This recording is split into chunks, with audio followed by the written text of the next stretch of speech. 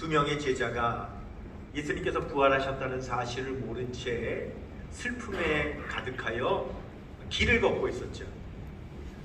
그때 우리 예수님께서 그 두 제자에게 다가오셨지만 그분이 예수님이라는 사실을 눈치를 못 채는 거예요. 알아보지를 못하는 거죠.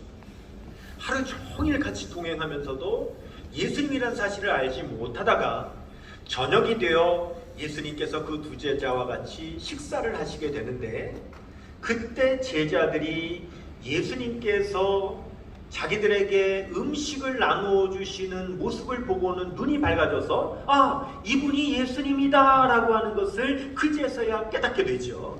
자, 그 말씀을 한번 보겠는데 누가복음 24장 30절 31절 같이 보겠습니다. 같이요.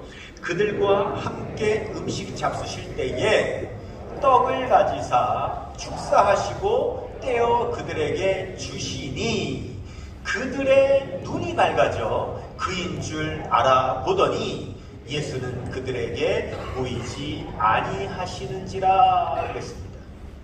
자, 이 두 제자가 하루 종일 예수님과 함께 있었는데도 예수님 못 알아보다가 어떻게 저녁 시간에 같이 식사하는 와중에 예수님을 알아보게 됐다고 합니까? 여기 보니까 예수님께서 떡을 나누어 주시는 그 모습에 눈이 밝아졌다고 그랬습니다. 예수님께서 어떻게 나누어 주시느냐? 말씀해 보니까 떡을 가지사 축사하시고 감사기도를 드리시고 떼어 나누어 주시니 그때 알아봤다 그랬습니다. 왜냐? 우리 예수님께서는 지난 3년 공생애 사역을 하시는 동안 제자들과 늘 식사를 하실 때마다 항상 이 행동을 반복하셨기 때문이죠. 음식을 먼저 가지시고 감사기도를 드리시고 떼어서 제자들에게 나누어 주시는 일을 늘 하셨어요. 심지어는 예수님께서 물고기 2마리와 떡 5개로 5,000명을 먹이실 때도 우리 예수님께서 그렇게 하셨는데, 마태복음 14장 19절 말씀 보시면 같이요. 무리를 명하여 잔디 위에 앉히시고 떡 5개와 물고기 2마리를 모아사 가지사 하늘을 우러러 축사하시고 감사기도 하시고 떡을 떼어 제자들에게 주심에 제자들이 무리에게 주니, 여기도 똑같은 행동이 나옵니다. 또 예수님께서 마지막 최후의 만찬을 하시는 그 자리에서도 똑같이 식사를 하시는데 누가복음 22장 19절 보세요. 또 떡을 가져 감사기도를 하시고 떼어 그들에게 주시며 이르시되 이것은 너희를 위하여 주는 내 몸이라 너희가 이를 행하여 나를 기념하라 하시고, 예수님께서 항상 이런 행동을 하셨기 때문에 제자들은 놓치지 않고 말씀에 기록할 때마다 동일하게 예수님께서 먼저 떡을 가지셨고 감사기도를 하셨고 떼셨고 나누어 주셨다라고 모든 말씀이 계속 여러 차례 반복하여 기록을 일부러 하고 있다는 거죠. 그래서 영어에서는 이 네 가지 행동을 어떻게 부르느냐? 가지셨다, taking, 감사기도 하셨다, thanksgiving, 떼셨다, breaking, 주셨다, giving, 이렇게 구분해서 정확하게 말하고 있습니다. 모든 성경이 정확하게 이렇게 기록을 하고 있죠. 그 모습을 통해서 예수님인 줄 하루 종일 못 알아봤던 그 두 제자가 예수님의 모습인데? 라고 하면서 예수님이라는 사실을 깨닫게 되었다라고 하는 겁니다. 자, 우리 예수님의 이 네 가지 행동을 좀 우리가 묵상해 보면, 첫 번째, 예수님께서 떡을 가지셨다 그랬어요. 자, 여러분, 여기서 말하는 떡은 우리가 보통 말하는 쌀가루를 빻아가지고 쪄서 만드는 그런 떡을 말하는 것이 아니라, 사실은 유대인들이 주식으로 사용하는 화덕에 구운 빵을 말하는 건데, 중요한 것은 떡이냐 빵이냐가 중요한 것이 아니라 바로 이 음식은 사람에게는 생명을 유지시켜주는 필수적인 생명의 양식이라는 거죠. 그런데 이 생명의 양식을 누가 먼저 가지셨어요? 제자들이 아니라 예수님이 항상 먼저 가지셨다는 거예요. 왜 제자들이 먼저 가지지 않고 항상 예수님께서 먼저 가지셨느냐? 여러분, 우리는 생명을 소진하는 사람이죠. 우리가 얻은 생명을 우리는 소진하며 살아가는 사람들이에요. 그러나 우리 예수님은 아닙니다. 우리 예수님은 생명의 창조주요, 우리 주님은 생명을 주시는 분이요, 우리 예수님이 생명 그 자체이신 분이신 걸 믿으시기를 바랍니다. 그래서 요한복음 14장 6절에 예수께서 이르시되 내가 곧 길이요 진리요 생명 그 자체이니 나로 말미암지 않고는 아버지께로 올 자가 없느니라 말씀하셨습니다. 그렇기 때문에 여러분, 생명을 소진하는 우리가 먼저 취하는 것이 아니라 생명의 창조주요, 생명을 나누어 주시는 분이요, 생명 그 자체이신 예수님 손에 먼저 드리는 것이 여러분 옳은 줄로 믿습니다. 아멘입니까? 그렇지. 내 생명, 내 삶, 내 모든 것 우리 주님께 먼저 드려야 돼. 그 모든 것이 내 손에 먼저 있어야 될 것이 아니라 우리 주님의 손에 먼저 있어야 돼요.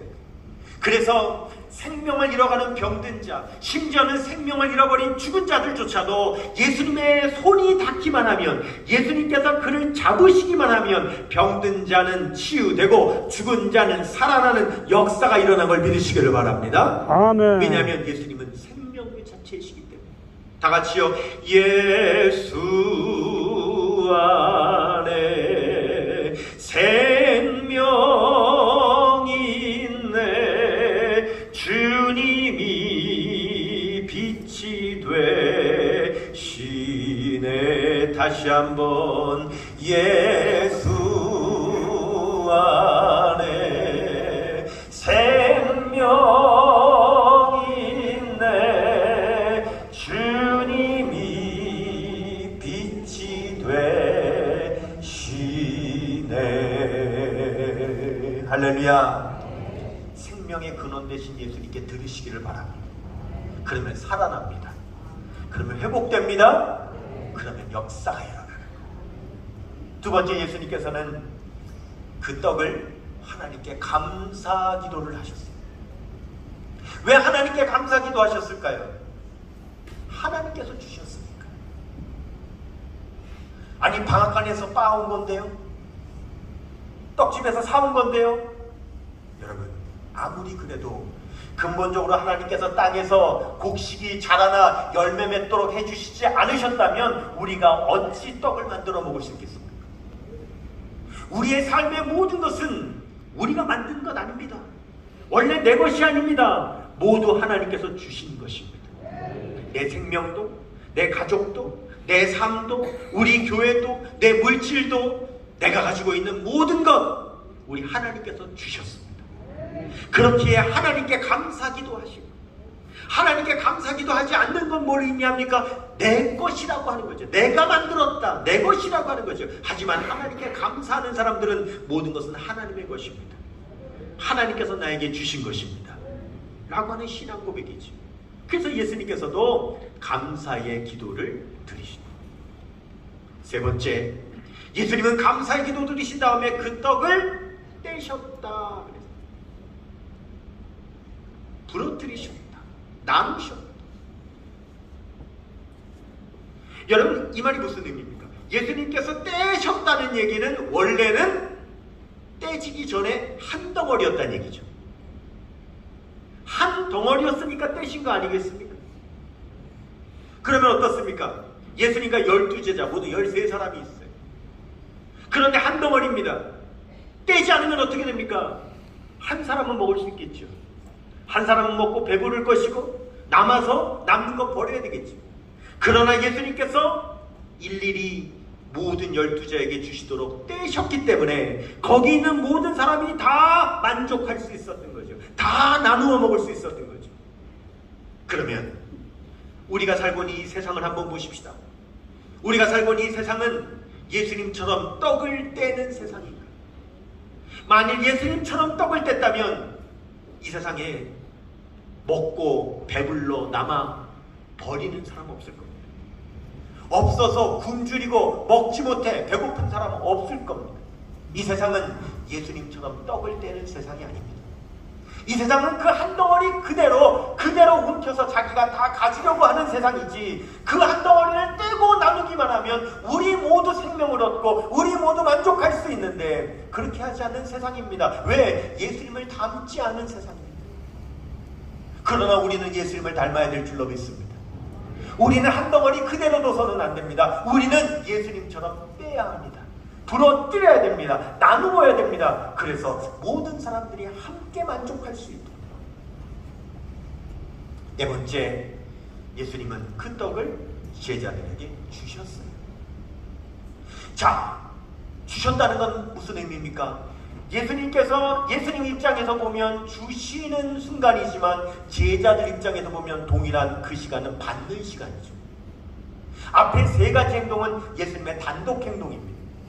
그러나 이 마지막 예수님께서 주시는 행동은 예수님은 주시지만 제자들은 받음으로 인하여 드디어 예수님과 제자들 간의 관계가 이루어지기 시간이죠.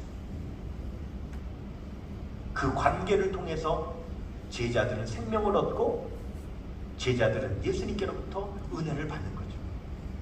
여러분, 가장 소중한 것은 예수님과 우리와 관계를 맺는 것인 줄로 믿습니다. 예수님께서 최후의 만찬을 하실 때 제자들의 발을 씻어주셨어요.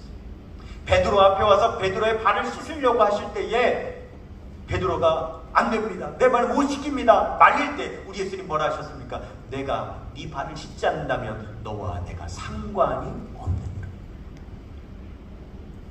여러분, 예수님께서 우리에게 주실 때에 우리가 받지 않으면 어떻게 됩니까? 예수님과 상관이 없습니다. 예수님은 발이 더러워서 씻어주시려고 하신 것이 아니라 우리와 예수님과의 관계를 맺기 위해서 발을 씻어주신 겁니다. 우리와 예수님 간의 관계를 맺기 위해서 떡을 떼어 주신 겁니다. 예수님께서 주시면 받아야 됩니다. 받아야 됩니다. 그때 관계가 맺어지는 겁니다. 그 관계 안에서 구원도, 생명도, 은혜도, 축복도, 기적도, 역사도, 힘도, 능력도 받는 겁니다. 아멘. 예수님 주실 때 거부해서는 안 됩니다. 예수님 주실 때 받아야 됩니다. 예수님은 저와 여러분이 예수님과 깊은 관계 맺기를 원하시는 거예요. 겉으로 보면 예수님께서 떡을 주신 것 같죠? 그렇지만 또 속으로 보면 예수님께서 주신 것은 평안입니다. 왜요? 한 덩어리 그대로 예수님께서 갖고 있다면 제자들 사이에서는 갈등이 일어날 겁니다. 싸울 겁니다. 그러나 예수님께서 공평하게 떼어나눠 주셨기 때문에 모든 사람들이, 제자들이 만족하니까 제자들 안에 평안이 이루어지는 거죠. 평안을 너에게 주노라. 세상이 알 수 없는, 세상이 줄 수도 없는 평화, 평화, 평화, 평안을 내게 주노라. 우리가 예수님과 깊은 관계를 맺으면 우리 안에는요 평안이 생깁니다. 모든 성도들이 하나님과 깊은 관계들을 다 맺으면 저와 여러분 사이에서는요 평안이 이루어지는 거예요. 예수님께서는 그 식탁의 교제를 마지막으로 나누셨어요. 최후의 만찬에서 오늘 내가 너희와 같이 식탁을 나누면 앞으로는 다시는 너희와 식사 자리를 함께 할 수 없다. 그렇지만 내가 없다 할지라도 너희들은 계속 이 만찬을 나누어야 한다. 예수님께서 그렇게 명령하셨습니다. 누가복음 22장 19절 다시 보십니다. 누가복음 22장 19절 시작. 또 떡을 가져 감사 기도하시고 떼어 그들에게 주시며 이르시되 이것은 너희를 위하여 주는 내 몸이라. 너희가 이를 행하여 나를 기념하라 하시고, 예수님의 이 한마디 말 때문에 지난 2000년 동안 우리 교회는 늘 성찬 예식을 거행해 왔습니다. 그렇다면 예수님께서 우리에게 하라고 하신 이 성찬 예식을 오늘도 우리는 거행할 터인데, 그러면 우리는 어떤 의미와 어떤 태도로 이 성찬 예식을 해야 되는 걸까요? 사실 성찬 예식을 하는 종교는 두 종교죠. 기독교와 캐톨릭이에요. 그런데 이 캐톨릭과 기독교의 성찬 예식을 할 때 의미가 달라요. 캐톨릭은 떡을 먹으면은요, 이 떡이 내 입으로 들어가서 뱃속으로 들어가는 순간 실제로 예수님의 몸으로 바뀐다라고 믿어요. 포도주를 마실 때에도 포도주를 마시면 그 포도주가 지금은 포도주지만 내 입 안으로 들어가는 순간 예수님의 피로 실제로 변한다고 믿어요. 그래서 이것을 변할 화자에 몸체자를 써서 예수님의 몸으로 변한다 그래서 화채설이라고 그래요. 근데 우리 기독교는 화채설을 믿지 않고 기념설을 믿어요. 이 떡은 나를 위하여 십자가에 못 박혀 죽으신 예수님의 몸을 내가 기억하고 기념하며 감사함으로 먹는 것이다 라고 하는 의미로 먹어요. 포도주도 이것이 실제로 주님의 피로 변하는 것이 아니라 이 포도주는 나를 위하여 십자가에서 흘리신 예수님의 보혈을 내가 기억하고 기념하며 감사한다는 의미로 우리가 먹는다라고 해서 기념설이라고 해요. 제가 신학대학 다닐 때에 예배학이라고 하는 과목 안에 이 성찬 예식을 공부하는 과정이 있어요. 그때 그 과목을 가르쳐 주셨던 교수님의 참 의미심장한 말을 기억하고 있는데 그분이 이렇게 말합니다. 저는 떡과 포도주가 우리 몸에 들어오는 순간 정말 예수님의 몸과 피로 변한다고는 믿지 않습니다. 그러나 생각해 보십시오. 성찬을 대할 때 내가 이 떡을 먹으면 이 떡이 내 안에서 예수님의 몸으로 변한다. 이 포도주를 먹으면 이 포도주가 내 몸 안에서 예수님의 십자가 보혈로 변한다라고 믿으며 먹는 사람의 태도와 이 떡은 우리 예수님을 기념하는 것이라고 떡과 포도주를 먹는 사람의 태도가 어떻겠는가? 우리는 이 성찬을 먹어서 배부르려고 하는 것 아닙니다. 이 포도주를 마셔서 취하려고 하는 거 아닙니다. 우리는 성찬의 의미를 새기기 위하여 우리가 이 성찬 예식에 참여하는데 이 거룩한 식탁을 대할 때에 우리는 정말 거룩하게 이 식탁을 대하고 있습니까? 화채설을 믿는 캐톨릭 교인이 화채설을 믿으면서도 성찬을 대할 때 거룩하게 대하지 않는다면 기념설을 믿는 기독교인들이 이 성찬을 대할 때 거룩하게 대하지 않는다면 그것은 화채냐 기념이냐가 중요한 것이 아니라 성찬을 대하는 우리에게 아무런 의미가 없다는 것입니다. 중요한 것은 오늘 우리의 식탁은 거룩한 식탁입니다. 이 식탁을 대할 때 우리는 거룩하게 대해야 합니다. 우리가 성찬에 참여하는 이유는 내 안에 예수 그리스도께서 거하시는 삶을 살아가기 위하여 우리는 성찬을 하는 겁니다. 따라하십시다. 성찬을 하는 이유는 내 안에 예수 그리스도께서 거하시는 삶을 살기 위하여 성찬하는 것입니다. 그래서 예수님께서 계속 오늘 본문에 강조하시는 게 내 살을 먹어라. 내 피를 마셔라. 나를 먹어라. 나를 먹으면 내가 네 안에 있고 너는 내 안에 있게 되는 것이고 그러면 너는 나로 말미암아 살게 되는 것이라고 말씀하고 계시다. 오늘 본문 말씀을 한번 자세히 보십시오. 요한복음 6장 53절입니다. 시작. 예수께서 이르시되 내가 진실로 진실로 너희에게 이르노니 인자의 살을 먹지 아니하고 인자의 피를 마시지 아니하면 너희 속에 생명이 없느니라. 4절. 내 살을 먹고 내 피를 마시는 자는 영생을 가졌고 마지막 날에 내가 그를 다시 살리리니. 5절. 내 살은 참된 양식이요 내 피는 참된 음료로다. 6절. 내 살을 먹고 내 피를 마시는 자는 내 안에 거하고 나도 그 안에 거하나니 살아계신 하나님 아버지께서 나를 보내시매 내가 아버지로 말미암아 사는 것 같이 나를 먹는 그 사람도 나로 말미암아 살리라. 아멘. 성찬은 작은 떡과 포도주 한 모금 마시는 데 의미가 있는 것이 아니라 오늘 내가 성찬에 진심으로 참여함으로 지금 내 안에 예수 그리스도께서 임재하심을 경험하는, 하나님의 임재의 경험을 경험하는 그 성찬이 진정한 성찬인 걸 믿으시기를 바랍니다. 여기서 먹는 것으로 끝나는 것이 성찬이 아니라 내가 예수를 먹었기 때문에, 내 안에 예수 그리스도께서 계시기 때문에 내가 살아내는 삶이 예수 그리스도로 사는 삶이 되게 하기 위하여 우리가 성찬에 참여한다는 사실을 기억하시기를 바랍니다. 그것이 우리가 이 성찬을 행하는 진정한 의미입니다. 이 시간 우리 다 같이 찬송가 229장을 찬양하실 때에 우리 주 예수 그리스도의 십자가 보혈과 우리를 위해서 찢기신 그 몸과 주님의 생명을 우리가 마음에 새기면서 이 시간 찬양을 부르는 동안 여러분들에게 떡과 포도주를 나누어 드릴 겁니다. 받으시면 드시지 마시고 앞에 두셨다가 우리 모두 함께 같이 신앙의 고백으로 이 떡과 포도주를 나누도록 할 것입니다. 찬송가 229장입니다.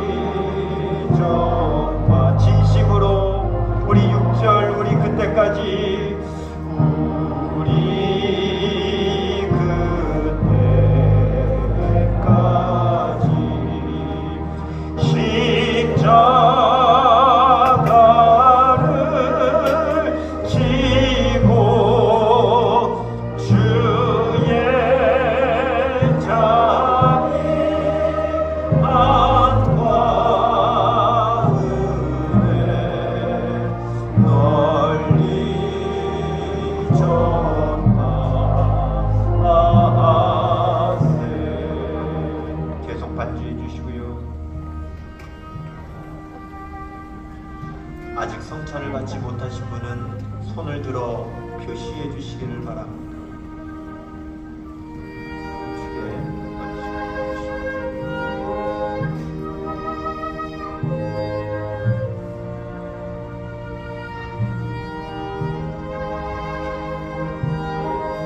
성찬을 받지 못하신 분은 손을 들어 표시해 주시기를 바랍니다.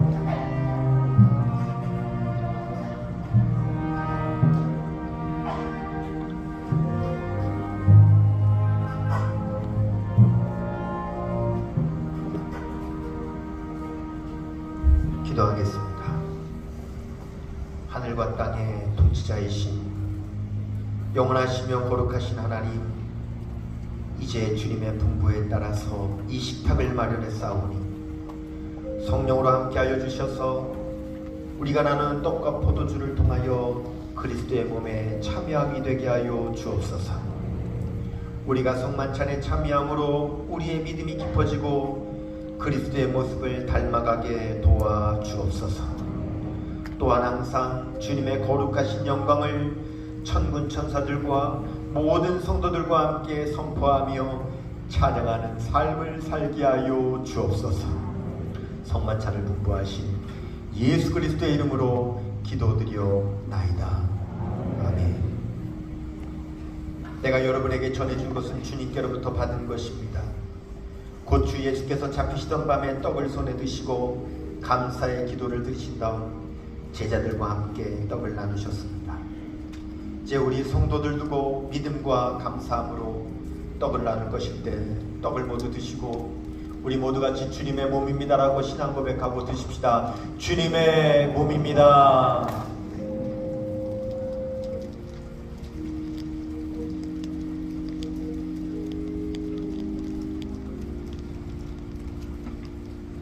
식후에 잔을 드시고 감사의 기도를 드리신 다음 이것은 내 피로 세운 언약의 잔이니 마실 때마다 나를 기억하여 이 예를 행하라고 말씀하십니다. 이제 주님의 흘리신 피를 생각하며 잔을 나눕시다. 우리 모두 다 같이 주님의 피입니다라고 신앙 고백하고 잔을 드십시다. 주님의 피입니다.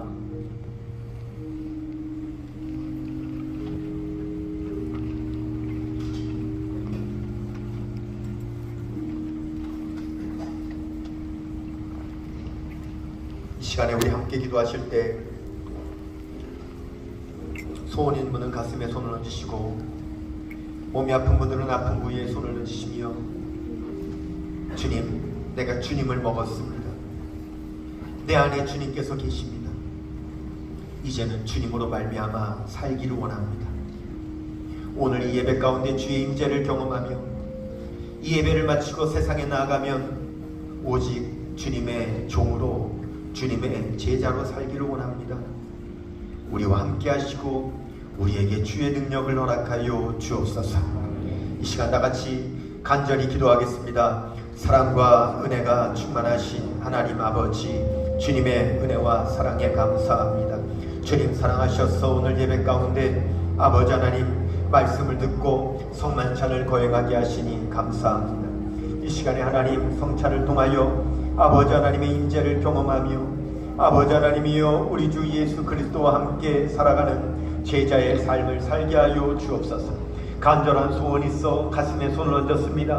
몸이 아픈 부위에 손 얹었습니다.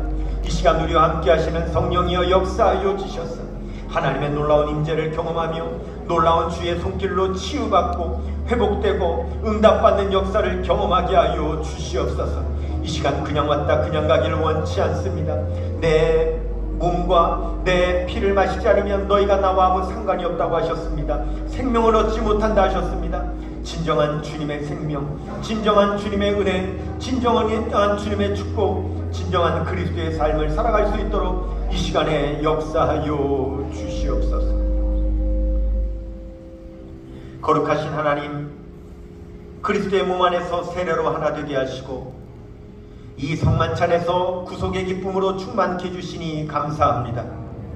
주님께서 이 성찬을 통하여 우리에게 허락하신 모든 화해와 은혜의 징표들을 소중히 여길 수 있도록 우리를 도와주시옵소서.